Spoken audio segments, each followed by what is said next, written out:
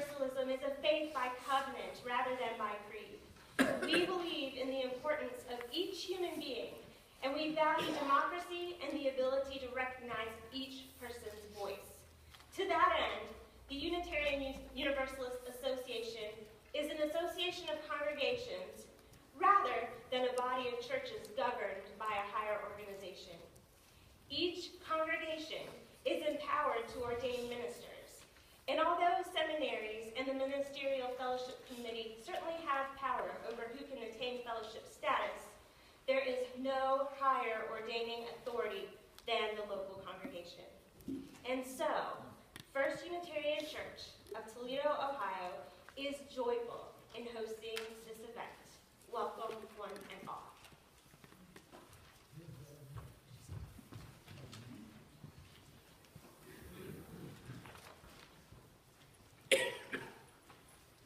Let me say right from the start, from where I'm standing, you all look beautiful. Absolutely beautiful. It is wonderful that you are here, that I am here, to celebrate together this ordination. It is truly beautiful that so many of you have come out today, despite the semi-dubious weather, to support, to encourage, to bless Tim at his ordination. It also says something about your commitment and dedication to our Unitarian Universalist faith for many of you. I'm Joan Van Biesler, staff lead for the Central East Regional Group and congregational consultant here in Ohio Meadville District. And so it is my honor to bring greetings and congratulations from the congregations in the Central East Region and Ohio Meadville District. I bring greetings from Ohio Meadville's 44 congregations, stretching from Jamestown, New York to Beckley, West Virginia, and Lyons, Ohio to Indiana, Pennsylvania, and a growing number of emerging new startup groups. And I bring greetings from our sister districts in the Central East region, the St. Lawrence, the Metro New York, and the Joseph Priestley districts. Together, we are more than 200 Unitarian Universalist congregations, all working together, collaborating together to grow and strengthen our Unitarian Universalist faith. As we celebrate this ordination tonight, we know that ministry is not a job for one person or even a small group. It takes a faithful community like you all, the members of the Toledo congregation, working together with other faithful communities across this cluster and in this region and throughout our Unitarian Universalist Association. It takes friends, it takes members, it takes staff, it takes clergy. It takes all of us working together in congregations and in the larger community to faithfully embody our Unitarian Universalist vision of a beloved community and a world that is just and peaceful and spiritually alive, because we are all in this together. Tim, I know that the entire region joins me in wishing you a faithful and fruitful ministry now and for many, many, many years to come.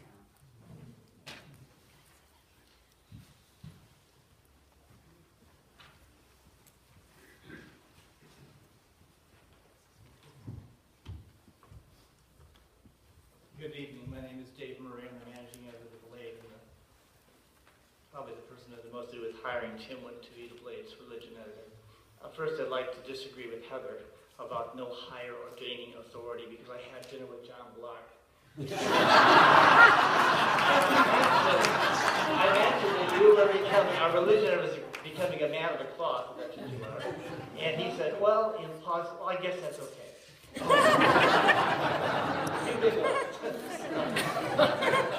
I will tell you, the reason I wanted to hire Tim as the Blade's religion editor was because, believe it or not, before he was ordained, long before, he wrote a sermon which he submitted with his curriculum vitae and his application for employment. I had never seen, I mean, rarely do we hire for religion editors, but But all the other religion editor candidates talked about their academic background and the newspapers they'd worked at. But Tim basically said, I worked at TV Guide, and I did the school an awful lot. And then, TV Guide. And then I got to the back, and it was a sermon, and I started reading it. And it was about the election of Barack Obama. And sitting in my office at the Blade and reading that, I started to weep. I started to cry. I was so touched by what you wrote. And I thought, if you can make me, that this is the writer that we need in Toledo. And this is the voice we need in Toledo. And I had no idea he was eventually going to go on. And I mean, I also knew he was a Unitarian Universalist, which is a breath of fresh air after the other applicants. And I made full disclosure to the publisher that he was a Unitarian Universalist, and so was I, but that wasn't the reason I was recommending his hiring. And I can't remember what he said, but he said, well, that'd be all right. So congratulations. I'm very proud of you. Thank you for being here.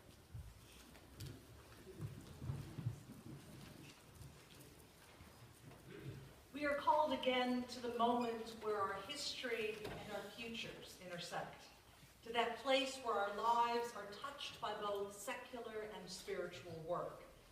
Our gathering this afternoon represents many traditions and faiths, as well as numerous established relationships and other relationships still forming. Each connection is a reminder that we are here because of those who came before us, those who dedicated their lives to something greater than themselves, those who understood the value of community. This gathering of love and support is a visible reminder of the support that can be offered by entire communities who understand that wisdom and knowledge can be found on a variety of paths. As we gather to ordain Tim into the sacred work of ministry, may this time reflect the deepest respect for one who has been called to the ministry and all who will be touched by his deep commitment to a life of service as it manifests in many forms, traditions, and venues. May we answer the call today in a spirit of generosity, responsibility, wisdom, and insight. Jill. When Unitarian Universalists gather in worship or for ceremony, it is often our tradition to light our flaming chalice. Once a symbol of safe havens, it was a highly recognizable symbol of those rare souls who were willing to risk everything for others, a symbol of faith in action. Tonight we light our chalice as a symbolic reminder of our deeply held belief that one small change, one small shift in behavior can make a difference, that one candle will shatter the darkness, that the work of one individual can indeed change the world. Would you rise as you are able and join us in singing, it's printed in the order of service. Thank you.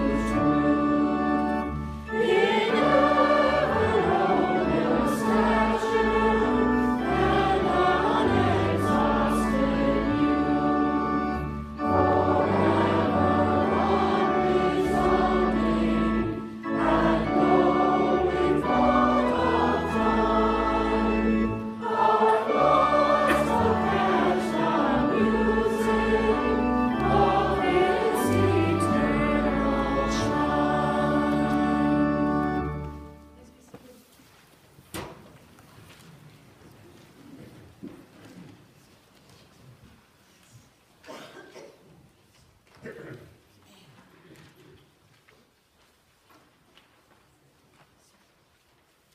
us gather our hearts together for a moment of prayer, meditation, stillness, and reflection.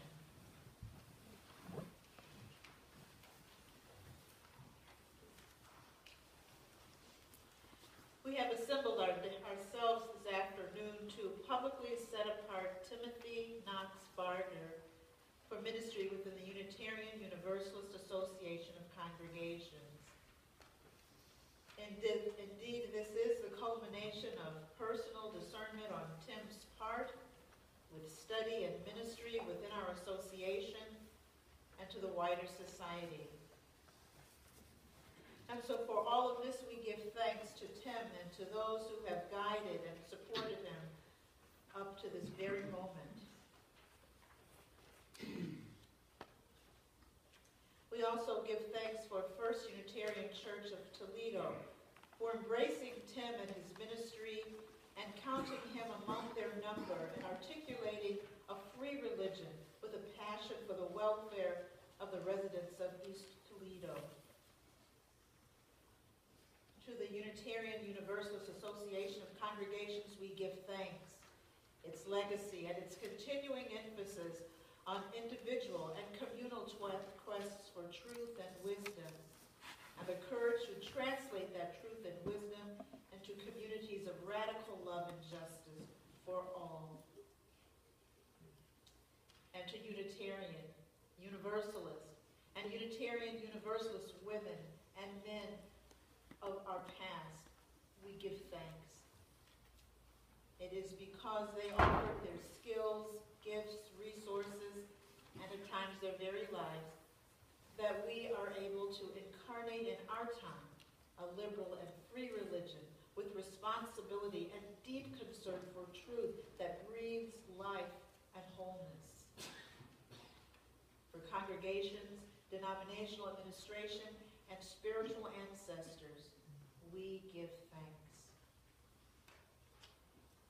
Tim Barger, we in this room, we open our hearts up to you and all that you bring to this church and the community it serves, to the Unitarian Universalist Association of Congregations, and to Toledo and national journalism communities. Our thoughts and prayers and well wishes go with you as you accept the obligations, responsibilities, and implications of your ministry.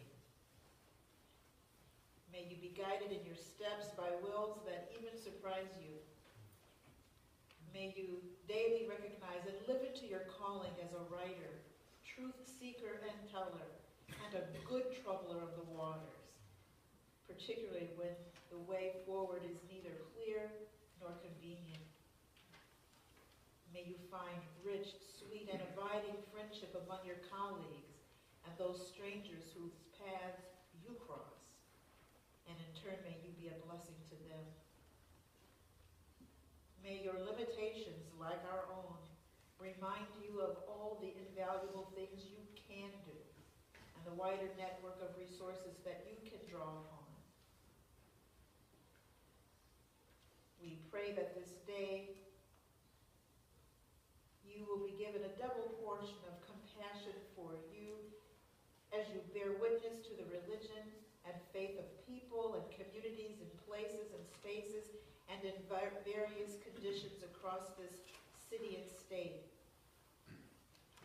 We pray for extra measures of humility, courage, and wisdom in your work as an editor, as you confront issues and concepts that divide communities of people from one another as well as bring them together. May this act of dedication today be etched in your heart always and follow you wherever you are called to minister.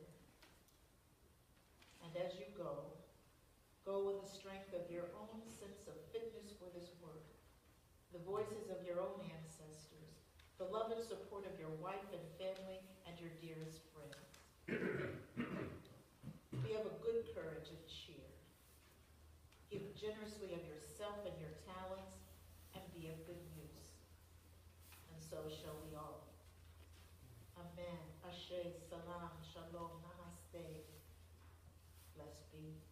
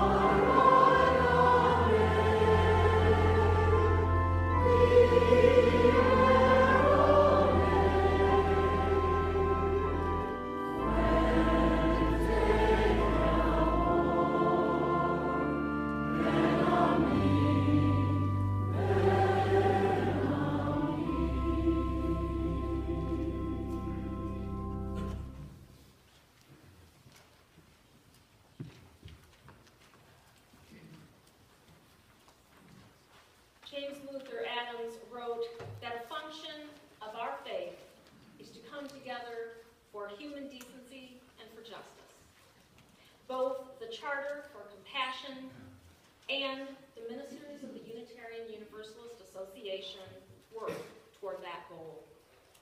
So, to that work of building a community of love, truth, justice, and service, and helping those who have made that their life's work, we receive tonight's offering.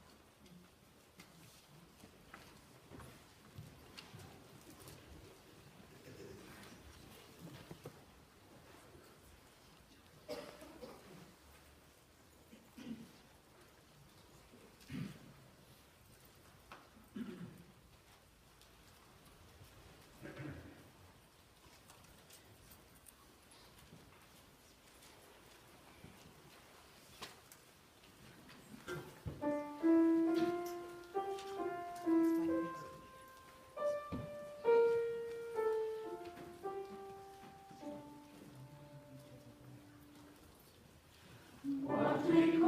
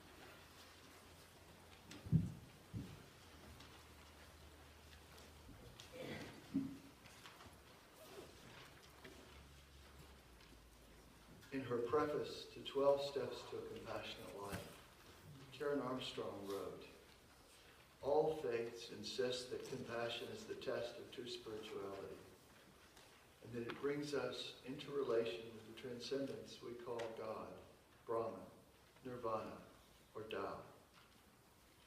Each has formulated its own version of what is sometimes called the Golden Rule.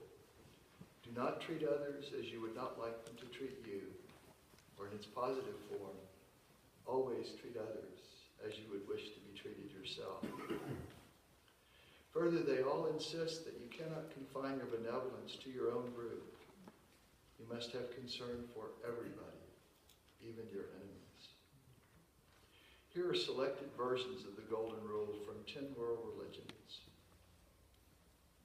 Baha'i, "And if thine own eyes be turned towards justice, choose thou for thy neighbor that which thou choosest for thyself." Buddhism, "Hurt not others in ways that you yourself would find hurtful." Christianity, "Therefore all things whatsoever ye would that men should do to you, do ye even so to them, for this is the law and the prophets." Confucianism, Tse Kung asked, "Is there one word that can serve as a principle of conduct for life?" Confucius replied, "It is the word shu, reciprocity. Do not do to others which you do not want them to do to you." Hinduism, "One should never do that to another which one regards as injurious to one's own self. This, in brief, is the rule of Dharma. Other behavior is due to selfish desires." Humanism, "Critical intelligence infused by a sense of human caring is the best method that humanity has for resolving problems. Reason should be balanced with compassion and empathy, and the whole person fulfilled." Islam, "No one of you is a believer until he desires for his brother that which he desires for himself."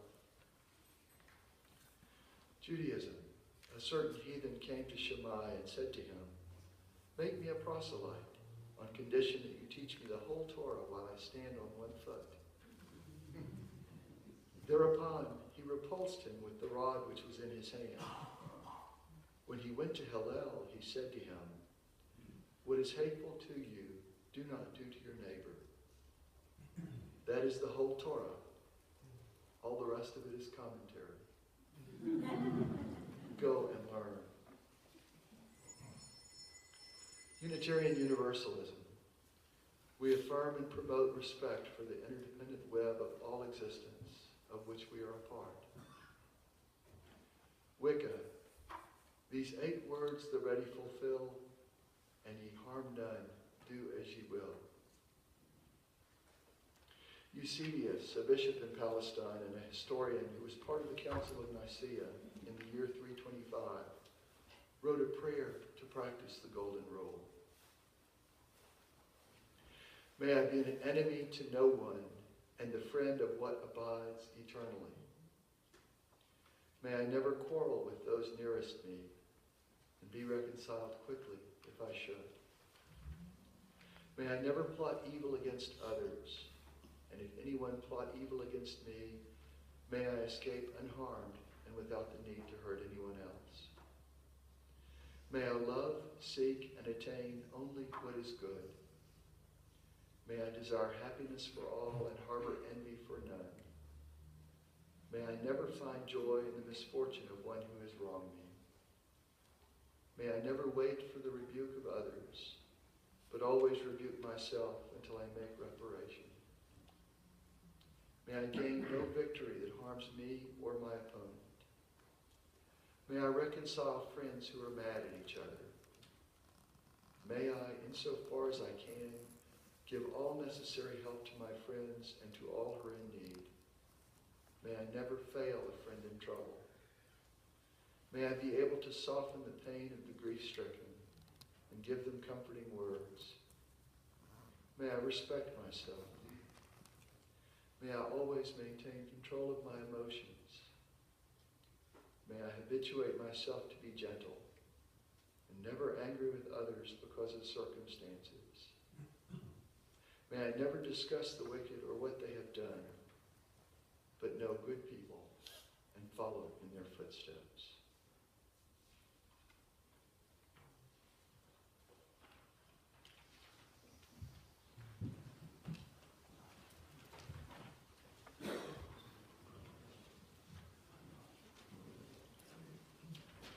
You don't know that there are 8 glasses of water back here.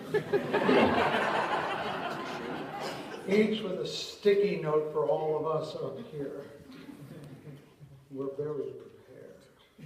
And probably most of you don't know me at all, but in some respects we're really very well acquainted. I looked at your wall of clergy pictures and I was reminded of comrades I've crossed paths with and heard about over my years.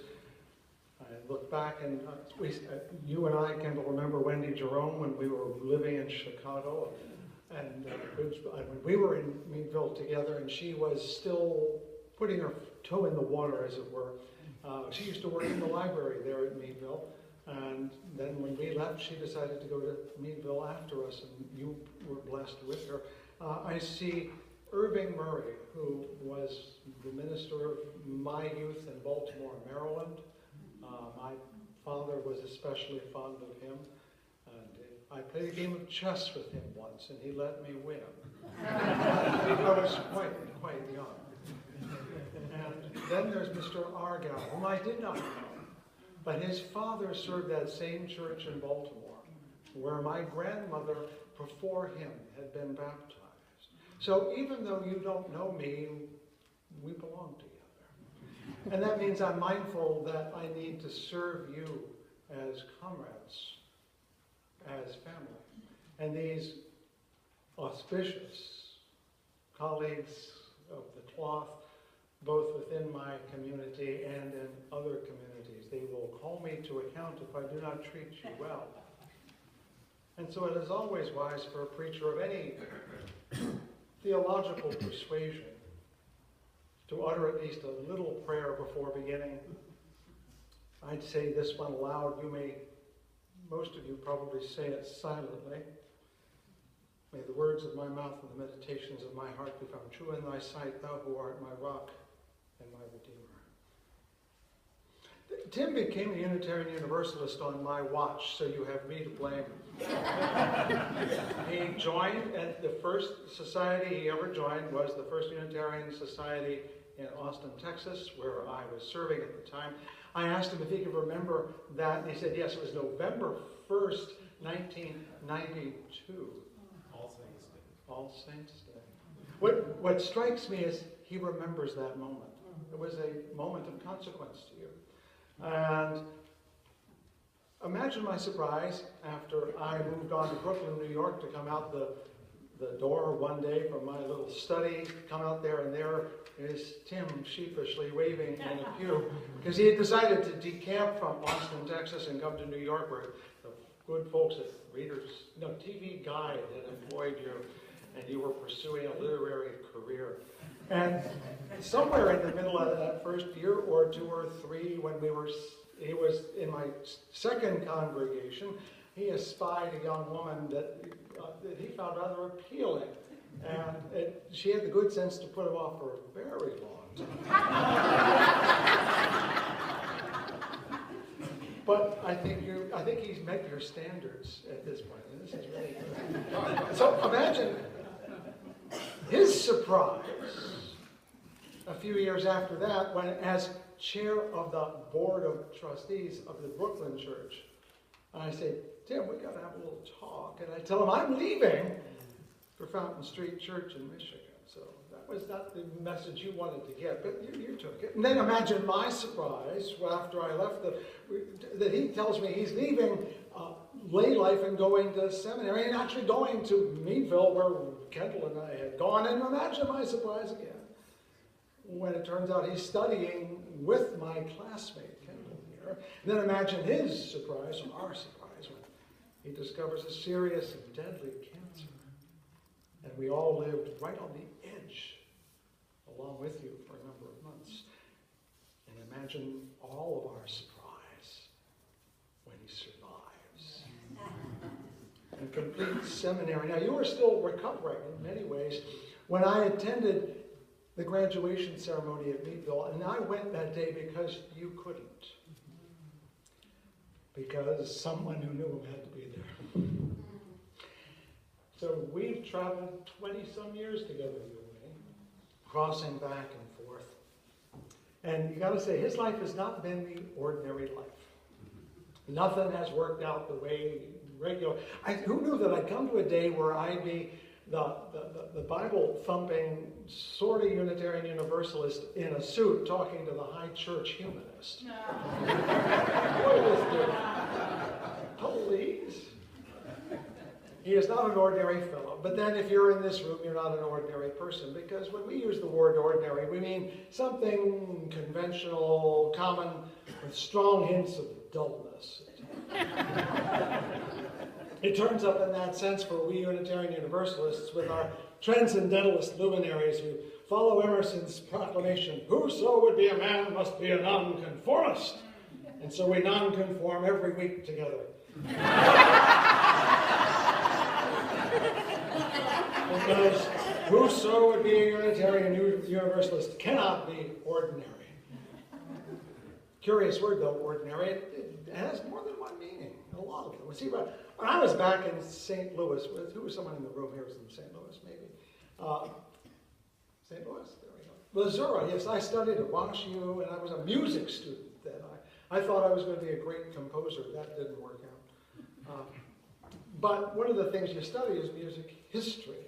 And you have to learn about the Catholic Mass because most of Western music was essentially bought and paid for by the church. And so you got to learn the rules of the road. And one of the things you learn as a music student is that the text of the Catholic, the Roman Mass, comes in two hunks.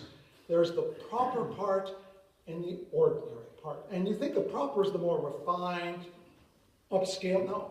And the ordinary is the low? No, it's not. It's exactly the reverse. Proper in this sense means appropriate to the day. So if it's All Saints or Souls Day, you read a text for that day. The ordinary parts are the parts you do every week because they're the most important. It took me a while to realize that the word ordinary actually is an elevating term, not a depreciating term. It comes from a word that's more like required rather than conventional. It comes from the same word as order, as in, I'm giving you an order. And it's the origin of the word ordination. This ceremony is when you are not congratulating him on being such a good fellow or giving him any honors. You're actually laying orders upon him.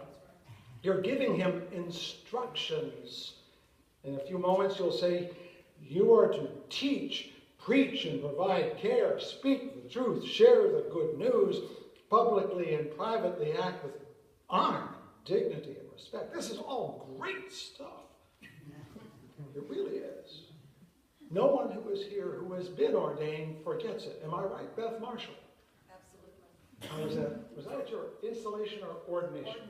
Ordination in Southhold. We remember this. The question is, do you? Because you see, if you give him orders, and that's all you do, if you go away from this filled with goodies and good feeling, and that's all that ever comes of it, you will have failed to carry out your orders.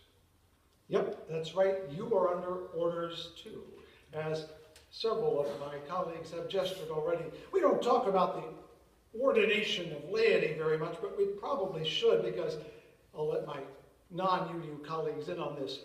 The real secret meaning of Unitarian Universalism is it's the church of you're not the boss of me. Am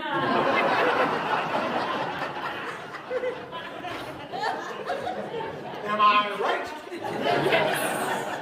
And let the people say amen. Precisely. We love our individual freedom so much that the very idea of someone telling us what to do is Well, it's Unitarian Universalist. And I'm here to change all that completely. I get this notion that we need to change that from two sources. One is Parker Palmer, the great Quaker theologian and philosopher, who when asked once why the Quakers abolished the clergy, he said, no, we didn't abolish the clergy, we abolished the laity. Think on that for a second. The great UU thinker already cited, James Luther Adams, was very fond of a passage from the book of Numbers in the Torah. It's a little story in which Eldad and Medad are left out in the camp, and the Spirit of God has given them the ability to prophesy kind of unexpectedly. They got a whiff of God when no one was looking. And Joshua, that's Moses' right-hand wingman, comes up and says, Eldad and Medad are prophesying in the camp, Moses. And Moses says, are you jealous for my sake? Then Moses says, would that all God's people were prophets. That's a very UU notion, don't you think? But with the power of prophecy comes the responsibility to use it rightly. Freedoms never come without responsibility. And we have a lot of freedom around here, don't we, my friends? Well, it's time for you to learn your responsibility. My current church comes out of the Baptist tradition, where there's a saying in that tradition that says, all are ministers, some are clergy. And though I am an ordained person, I'm also a member of UU Church, the church of the larger fellowship. And when I was asked to bring my robe, I said, no, I'm going to talk as a member to fellow members about the ministry of the membership. I speak to you as one of you about what we need to become. This idea that everyone is called to ministry has been rattling around in my head for a long time. I hear it from all of us all the time. But, if you ask you to define what that is, they kind of mumble a little bit. Well, we don't believe in them. We don't believe in them. You're free to do whatever you want. It's really hard to do. And then a man in my current congregation back in Grand Rapids, new to religion entirely, never churched ever. He and his kids and his spouse are there. He took me aside one day, he's very shy, and he says, what's expected of us here? Have you ever asked that question of yourself? You usually show up saying, nobody gets to tell me to do anything. And here was someone coming, saying, what is asked of me? Of course, we clergy think, well, there's a pledge card, and then we have some committees. But he was asking not how to join the system, but what his spiritual obligations were. And before I could answer, I had to figure out what our mission was as a religion. And we talk about our purposes and principles. They're lovely. They really are. I was there when they adopted them. I'm very fond of them. But you can't get any instruction from reading them. They won't tell you what to do, because after all, this is the church. You're not the boss of me. And then you have a church mission statement, which says lovely things about how you want to be a warm, welcoming, accepting, lots of stuff. But it's pretty much who you are now, only a little better. That's the way we do mission statements. And so I really began to despair of there being anything we were called to do except kind of be you. Well, when you think about it, it makes kind of sense. We are a movement that's born of privilege. We like to think we're not, but we were born there, up there in Boston with all them Brahmins, people with money, and stuff like that there. A great story told by Cleveland Amory, who used to talk about Bostonians, about the young woman who marries into the Boston Brahmin family. And the grandmother, the matriarch, is sitting in the room. When she comes in to say, grandmother, I'm new to the family, and I'm not sure which church I should attend. And the older woman gathered up all of her dignity and said, well, my dear, I've always been a Unitarian, which I think is the very least I could do.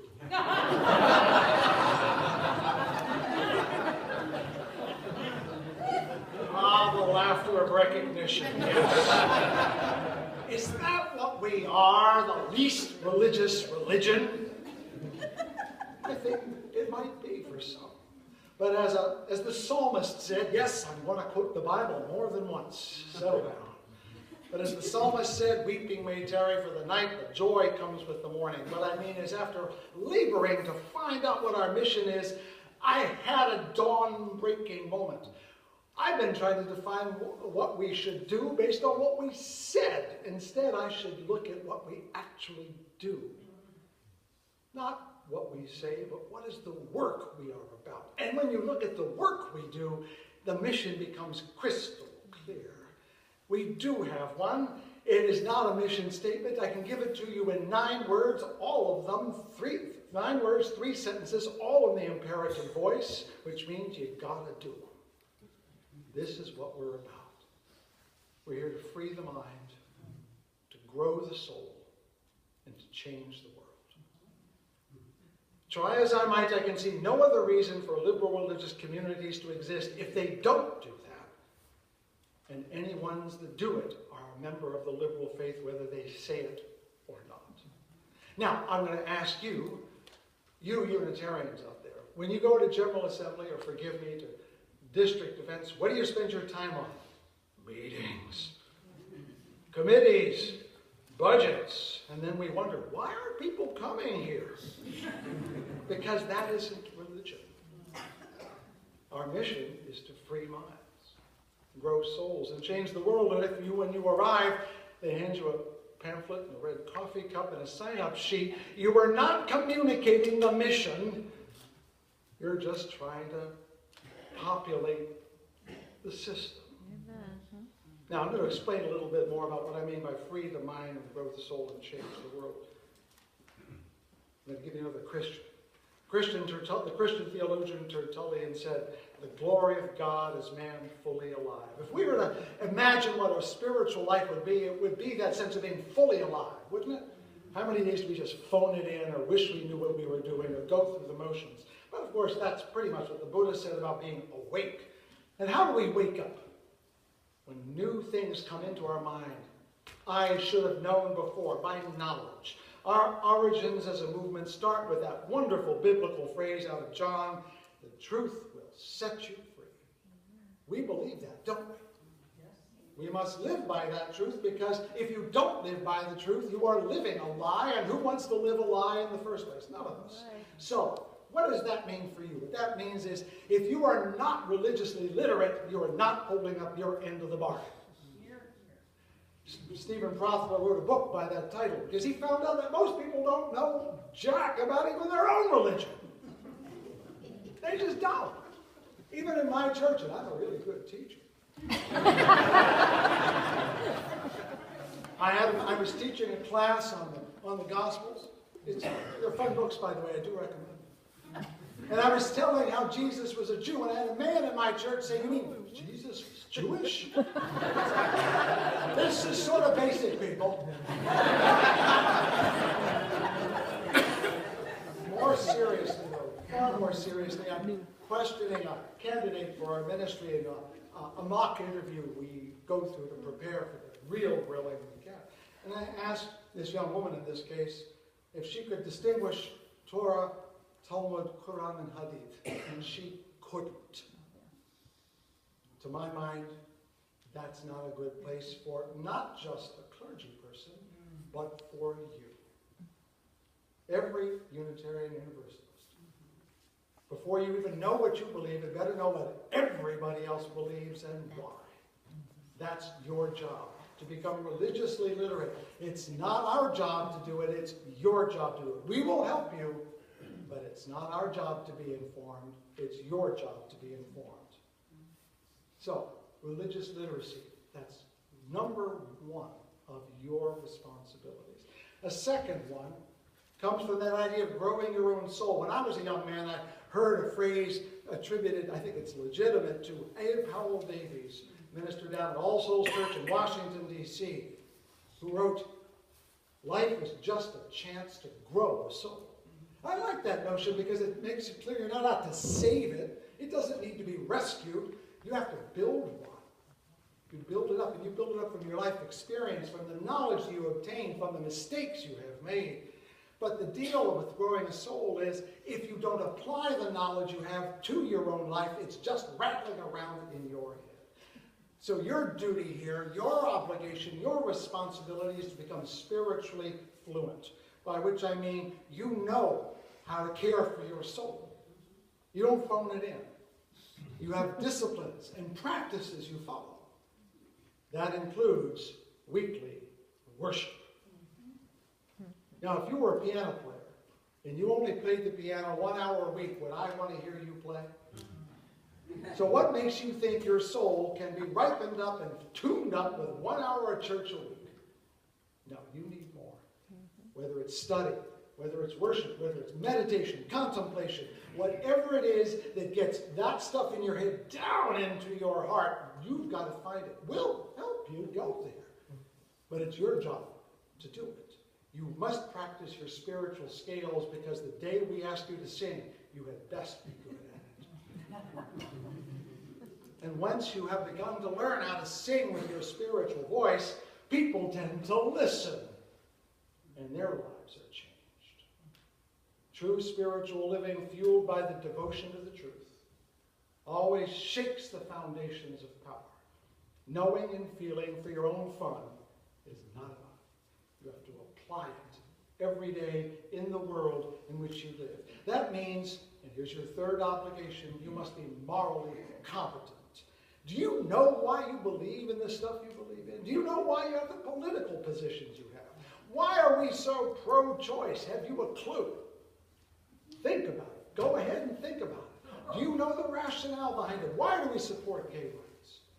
Your deepest convictions have to be clear to you, or you cannot withstand the questioning that will come to you. And when you find your deepest convictions, do they touch your work? Do they affect your family? Do they affect your money? Again, I will reject all morality imposed from without, but I will demand to the last day that you do what Immanuel Kant demanded, and to find the moral law within. You must do this, or you are not a Unitarian Universalist. Now, churches, they exist to help us do these things. Let's think of ourselves as spiritual universities, in the old medieval sense of the word, teaching the old-fashioned liberal arts. There used to be 7 liberal arts, and the first 3 were called the trivium. They were the basic skills you had to know in order to live in society as a free human being. If you didn't get learned, you didn't become a citizen. And I'm proposing that we create for ourselves as Unitarian Universalists a new trivium, a spiritual trivium, in which you are not doing your job, you're not capable of living in the world, you are not holding up your end of the bargain until you are religiously literate, spiritually fluent, and morally competent. And until then, you are back in class. This stuff, to free our minds, to grow our souls, and change the world, these things are the spring from which everything else in our movement flows. Worship, education, social action, and yes, committees, boards, budgets, bylaws, policies, and even potluck suppers. But you know, we get so involved in making trivial things happen, we forget the trivium that feeds us and keeps us alive. You know, there was a Mormon authority who once told someone in our church that we get more visitors than they do, but they're growing and we're not. And the reason was, they come in our door, sit down, look around, we give them a coffee cup, and they never come back. Why? Not because we didn't welcome them. We love to welcome people. But when they arrive, they want to know, is the water of life here? And they know that because they're thirsty. And what do we serve them? That's the question. Do we serve them the water that they're thirsty for? And I know how to figure that out. If they look in a room and they see it alive with people who know what the truth is, who are deeply engaged in living it with each other and completely committed to being present in the world with their values. It's about you, friends. It's all about you. It's always been about you, and it will never be anything other than about you.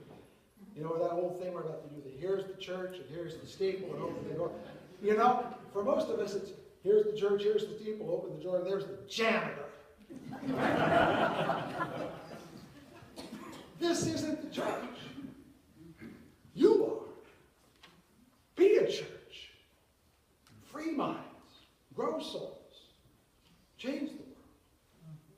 few minutes, you will exercise the most auspicious authority you have as a congregation. You're going to ordain this fellow over here in the white dress and everything. And you're going to give him orders.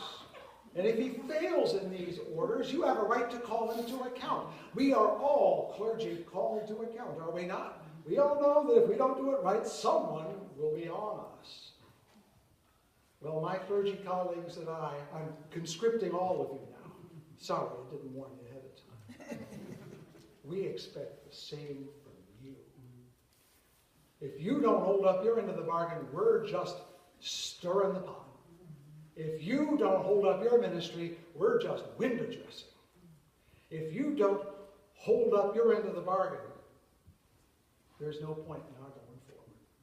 So the question is not whether he promises, but do you promise to free your mind, to seek the truth and help others to do it? Will you promise to grow as a spirit by conscious and constant cultivation of integrity and humility? Do you promise to make your deepest hopes manifest in your life? Not here in church, that's easy. At home, on the street, in your workplace. And if you're ready to say that, then we ordain you to the ministry of liberal religion. And now you can behold your helpers, people like Tim, and all these other folks in fancy bathrobes. You need them, and this ordination is the right thing to do. But the mission of our faith is your task, your job, your calling, your ministry, and not ours. I sincerely pray that you do not leave here satisfied with what you've done tonight, but hungry to go out and pour the water of life into a world that is hungry and thirsty for the promise of a life full of knowledge and spirit and justice. You must do this work. Thirst for freedom, long for a true spirit, and hope for a new, better world. And as we say in my newly adopted Baptist tradition, and let the people say, Amen. Amen.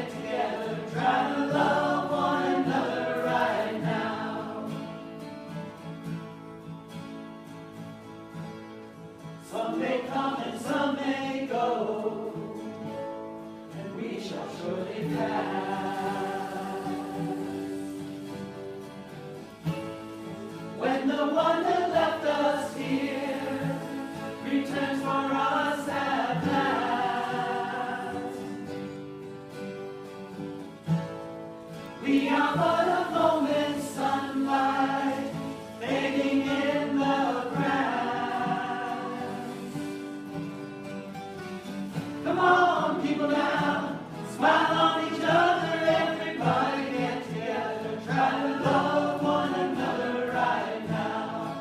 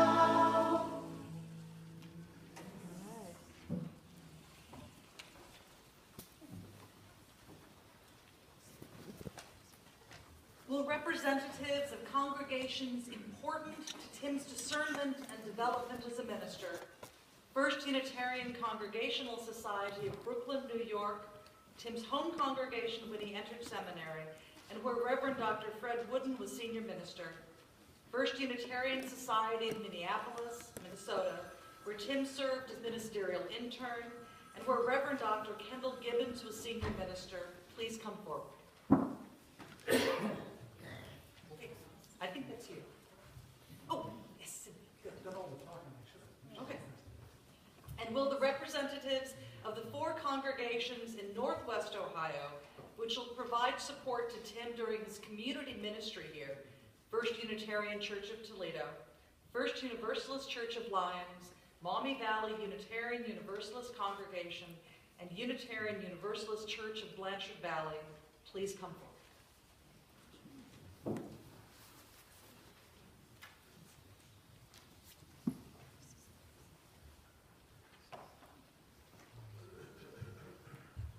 As you present this candidate to be ordained to First Unitarian Church of Toledo, do you have words to share? I'm Cindy Eisman from the First Congregational Society, Unitarian Society of Brooklyn, and I met Tim and his lovely wife Jewel many years ago. We became fast friends and later found out that Tim and I were actually raised very near each other in Northeast Arkansas, though we didn't know each other at the time. I'm just here to say that First Brooklyn is a home for you. And as life sends you to all the travels and corners that it will, I will follow you, we will follow you, and you'll always have a home in Brooklyn.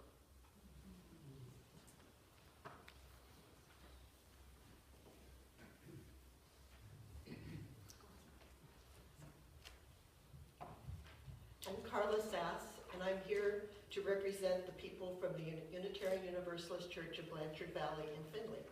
Tim, we are honored to support you on your journey to ordination. We believe that you bring a much-needed voice of ethical humanism to our UU faith. We are proud to stand with you.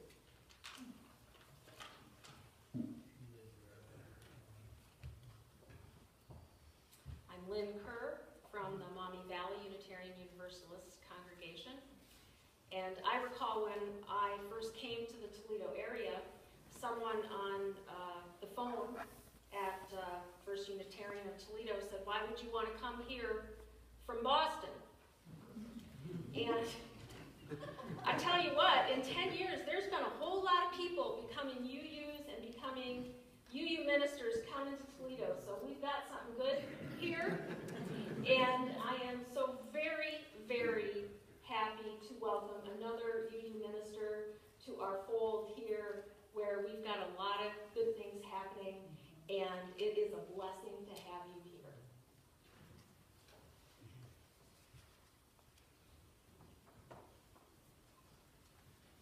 My name is Dick Wood.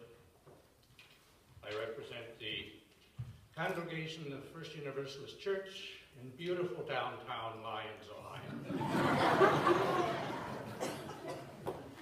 And it is our honor and a pleasure, Tim, to congratulate you on your ordination, to offer our support to you, and feel free to visit us anytime.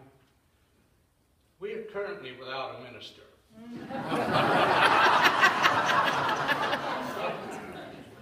Welcome. Joe, I was wondering where in the lineup I should slide in, but I thought it'd be appropriate to slide in after my friend from Lyons, since Gail and my wife began our Unitarian experience at Lyons Church. It's so great to see some folks from that church here. Tim, we welcome you here to First Unitarian Toledo. I'm Nick Conrad, and I thought rather than try to come up with anything myself, I would steal shamelessly from the four quartets which you had earlier, and I paraphrase a little bit, Mr. Thomas Elliott. My hope is that you shall not cease from exploration, and that the end of all your exploring will be to arrive at where you started, and to know the place for the first time.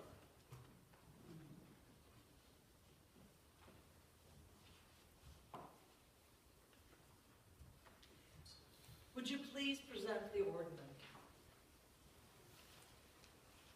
We, representing Unitarian Universalist congregations, reverently present Timothy Knox Barger to be ordained as a Unitarian Universalist minister.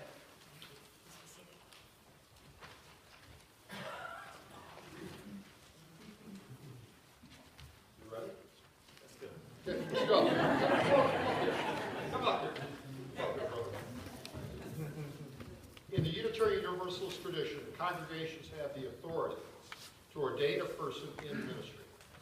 Tim has been welcomed to ministerial fellowship by the Unitarian Universalist Association's Ministerial Fellowship Committee, which affirms that he is prepared in body, mind, and spirit, or academically, personally, and religiously, to be a Unitarian Universalist minister. He has been presented by congregations that believe he will serve well. I stand here as president of this congregation, and the members of the First Unitarian Church of Toledo will join me in speaking this act of ordination. So as a congregation, we assert the power and hold the privilege of sending Tim into the community as a member of the Unitarian Universalist clergy. Tim, will you please come forward as you have? I'm already here. Good. Members of the First Unitarian Church of Toledo, will you please stand as you're able?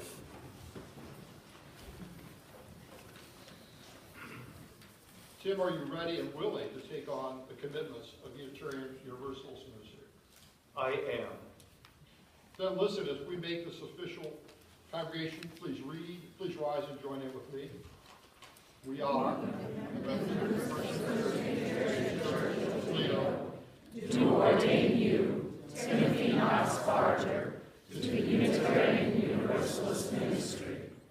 Have courage as you teach, preach, and provide care, as you give attention to social justice, and as you do many other acts of ministerial service. Speak the truth as you see it. Publish stories and preach sermons that entertain, inform, and make us think, and share good news of religion and humanity. With your writing and in your greater communities and congregational ministries, hold the Unitarian Universalist principles and purposes in your thoughts and actions. Be a good model of the multi-faith and interfaith tradition, which includes humanists and those with no faith. And among us, and wherever you are called to serve, continue publicly and privately to act with honor, dignity, and respect. I humbly, gratefully, and joyfully take on the responsibilities of ministry that you have ordained me to carry on this journey, from telling stories to accompanying people in intense times of life and death. I pledge to continue to behave ethically and with integrity. With your trust and help, I will fulfill in my life the ideals of the liberal ministry.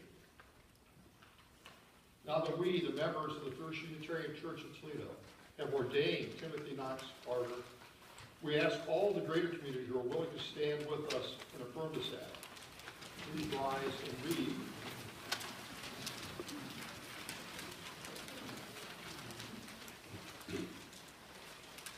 As witnesses to this ordination, we will travel alongside Tim in his ministry and other work, understanding that we are not always in agreement.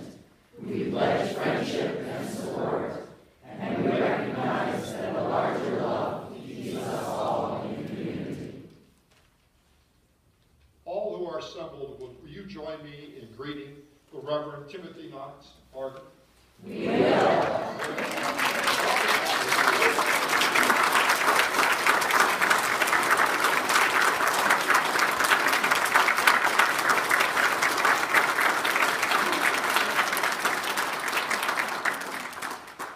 Don't go anywhere.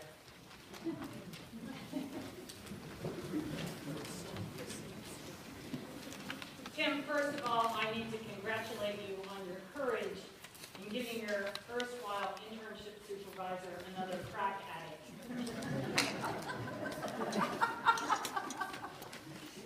Today we set you apart as a moral and spiritual leader in this community. It is impossible that we should do this without a lingering awareness that the world has just lost one of the great moral and spiritual leaders of our generation in the death of Nelson Mandela this week. And so it feels appropriate to consider your ministry in the light of a handful of values that this towering figure has demonstrated, in order that you might, in your own way, carry forward that legacy in your work. I charge you to take the memory and the example of Nelson Mandela as a touchstone for your ministry as it unfolds, specifically in these 4 ways.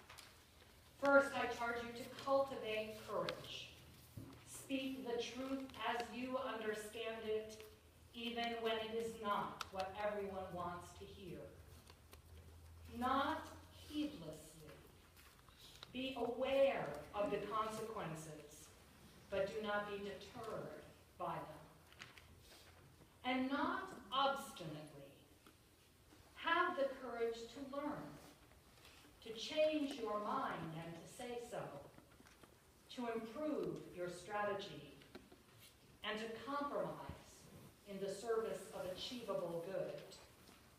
All of these are forms of courage in practice. Also, be willing to accept suffering as the price of integrity, but not as a retreat from conflict. You know that you have the capacity for endurance. It will give you assurance to voice your truth. Cultivate courage. Next, practice of fierce patience. The world of justice and human kinship that we long for will not be created out of impulse. It must be built within the constraints of history. Be patient with yourself. Your wisdom and understanding will and must evolve over time. Be patient with others, as Nelson Mandela was. Hold no persons as enemies. Strive only against the forces of oppression, ignorance, and fear. It is the purpose of religious community to offer space for all of us to grow into the better selves that we are capable of becoming. To lead that process, you must shed all personal self-righteousness and anxious haste. Practice patience. I charge you further to display the kind of deeply founded dignity that was a constant quality of Nelson Mandela's presence. The assurance that you can never be less than any other person, no matter how much power they happen to have, is based upon the unshakable conviction that no other person can ever be less than you. The place of absolute dignity is the place of complete humility. It is the unconditional pride of an ego that does not need to be reassured, that can neither be flattered nor shaken by blame. It is a self-awareness and self-control so integrated that it makes a barren prison into a place of reflection and growth, of relational connections, and against all odds of hospitality. In your work and in your life, I call you to display that kind of dignity. Finally, I charge you to model basic human decency in your speech and actions. Seek to be in right relation with all men and women. Be tender toward the young and those without strength or position. Speak truth without fear to the elders and those in authority. Seek justice together with the oppressed and merciful reconciliation with those who do wrong. Give honor to the spark of the holy in every person and share your enduring hope with those who despair. Be diligent with skill and strength in whatever work lies to your hand, and embrace the celebrations of those around you in a spirit of rejoicing. Be accountable to the communities you serve and to the collegial covenant into which you enter today. Be faithful to the mission of your calling and to your evolving vision of the highest good. You will not know all the moments when someone is being informed by your example. Therefore, at all times, model decency. My dear Tim, colleague and fellow humanist and friend, in the name of the aspirations of the human spirit, I charge you to go forth in ministry with our confidence and our blessing, to bring your leadership to the great needs of the world and the profound hopes of its people. May the promise of our faith be fulfilled in your love and labor, and may your work be a bright light throughout your days and for all those whose lives you shall touch.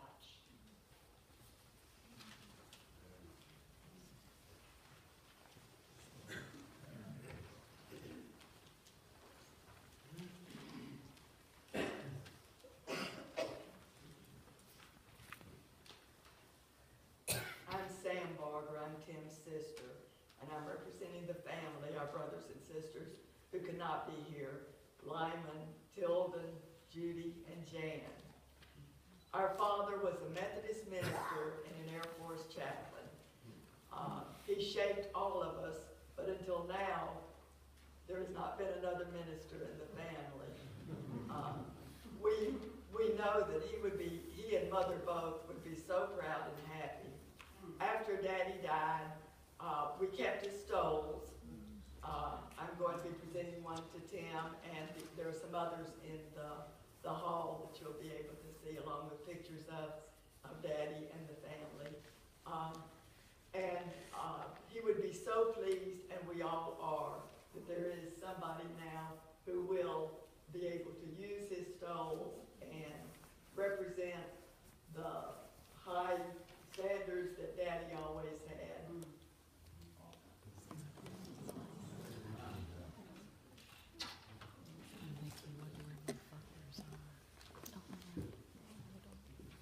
Tim, one thing further. My experience of the ministry has been that its collegial bonds are profound. Not because we are all similar in personality or taste, but rather because we are engaged in a common endeavor of service to humanity and its highest ideals. No doubt, many of us will cherish you for your own sake. We do already, as is evident today. But all of us are now committed to your ongoing growth and success in this vocation that we share. Whether or not we like you, we are encouraged to support and challenge you to grow into the best leader of our communities, the best representative of our movement, and the best servant of our values that it lies within you to become. In token of that covenant, over and above my personal affection for you, on behalf of your fellow ministers, past, present, and future, I formally offer you now our right hand of fellowship.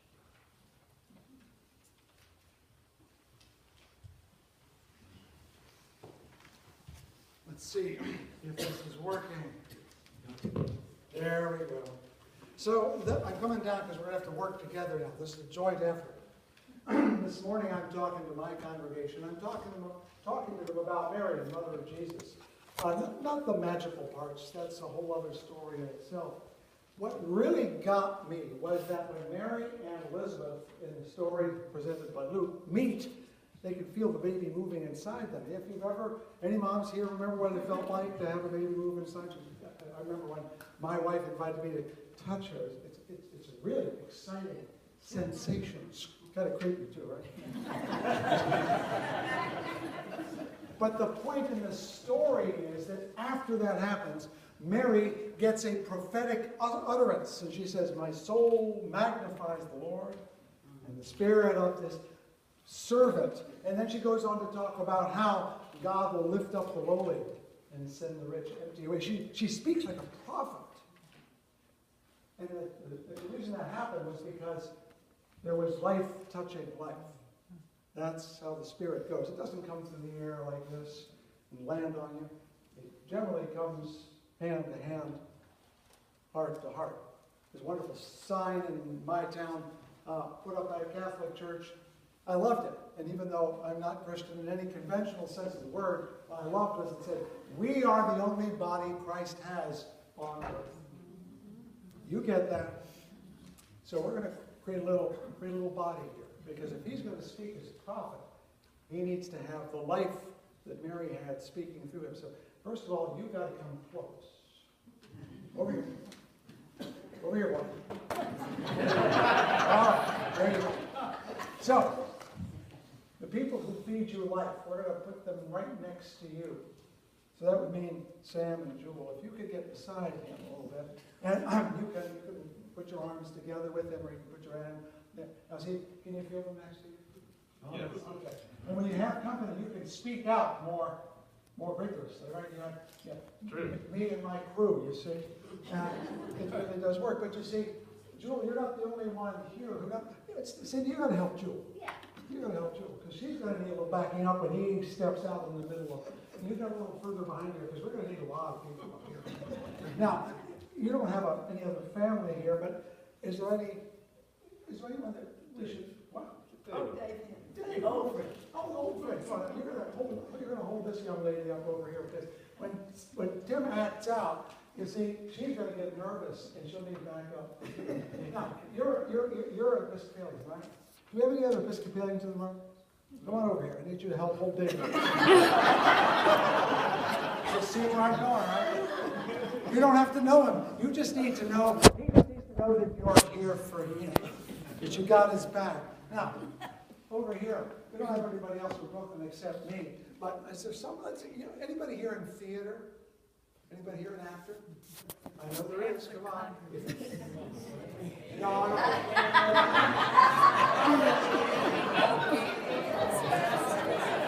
See, what you don't know is that she's a semi-professional actress. Which isn't that she's semi-professional, she just doesn't have enough time to do it all the time. Her son's a pro. So if he acts up and you get nervous, you're in the background, then you back. You see where I'm going? Okay, now, you live around here? Yes. Cool. 6/10 of a mile. Anyone live near her? Come on, I know you do. Lascombe Drive. Where? Lascombe Drive. 6/10 of a mile away. What's the neighborhood? What is this neighborhood? Where is that? Lascombe Drive, just across from, just 6/10 of a mile. North of here. No, it's It's near. Just down Glendale. Someone from nearby, come stand next to her. She's going to need help. Because clearly she's not familiar with this Head church. towards Detroit. They're heading towards Trail. Detroit. There you go. Trail. That's right, all right. Okay, now, Glendale. when you turn to a friend, who would you turn to in this room? Alan. Come on over here, Alan. Okay, who knows this young lady over here? Someone come stand next to her. She needs some help. And at any moment, I want you to find your way, if you want to stand next to someone you know here until this room forms one giant circle. So it's now your turn to go find that connection, because in the end, he can only be as good as all of you are. So make a circle, everybody. Let's make it happen. This is how we do things.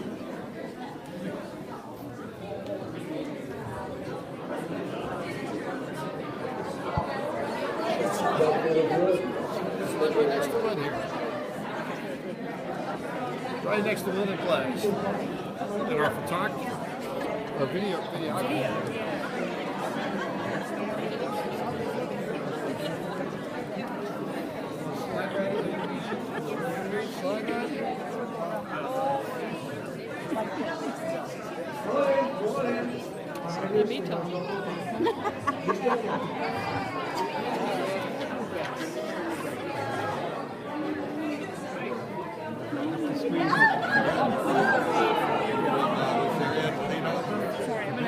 I don't know if we can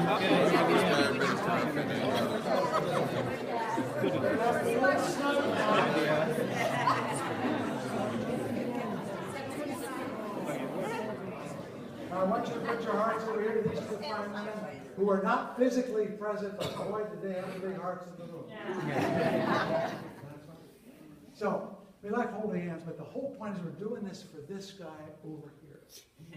It's an ancient ritual called the laying on of hands. It's supposed to do magical things. Can you feel magic? I made you get up and make a circle. You don't do that every Sunday. We do it because we love you. And we know you love us back. So we're putting our hands on you because we are there for you. And we are there for each other. And here is where the body of Christ lives. Not a person, but the anointed presence of holiness that seethes in our midst. And is present in you today, but is present in all of us every day.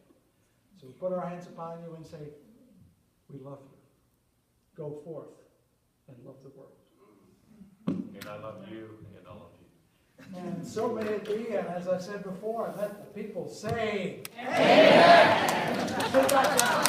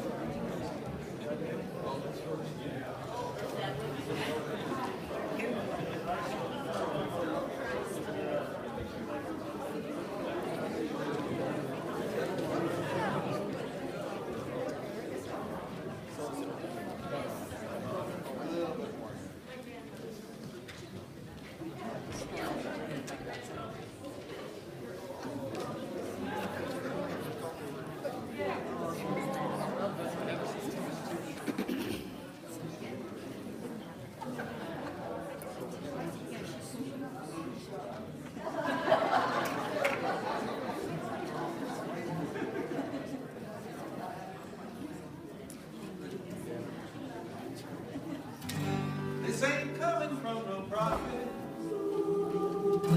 just an ordinary man. When I close my eyes and see the way the world should be, when we all walk hand in hand.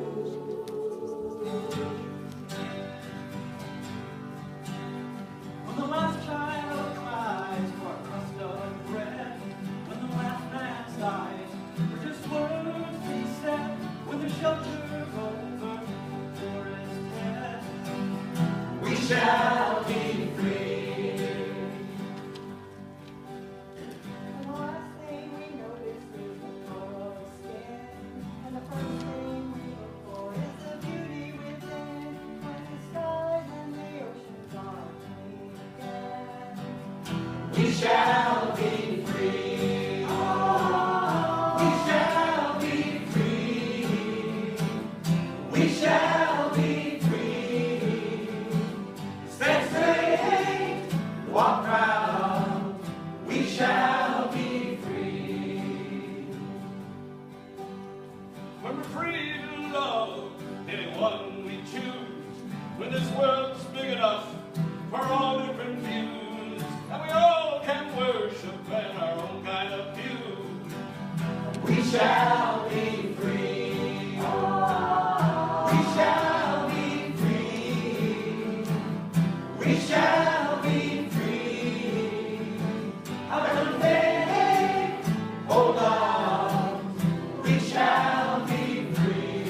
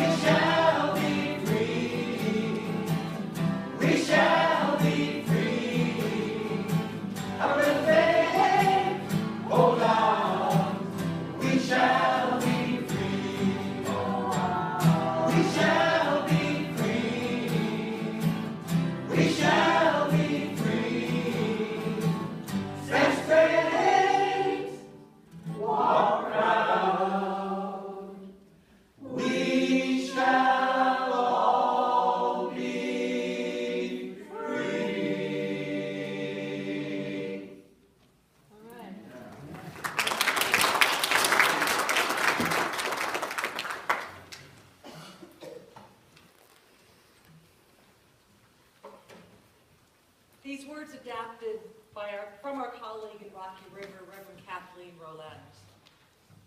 Preparing to leave this place, we give thanks for all that has led to this moment and all that is yet to come.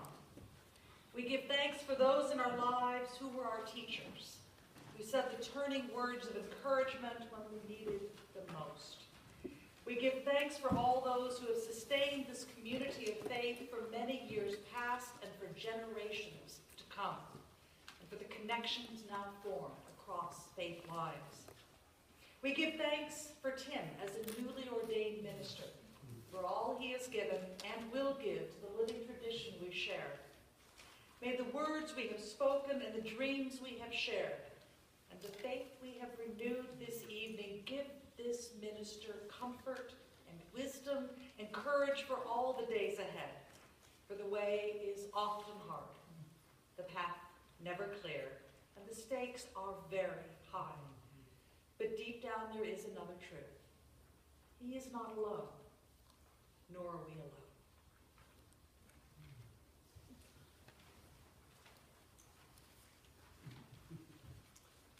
In an ordination ceremony, traditionally, the first official act of the newly ordained minister is to give the benediction.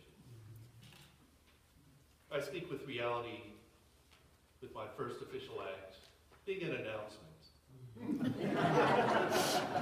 You're all invited to join in refreshments and community and gathering and conversation. In the hall, if you go straight out and to the left at the end of the building, you'll be where food is and where drink is, and we can have a good time. So please join me there. And now for the traditional first act. We sometimes ask for blessings, and we give blessings. Tonight, we can bless one another, and we can accept that blessing, and we can go into the world blessing others, and especially knowing that you yourself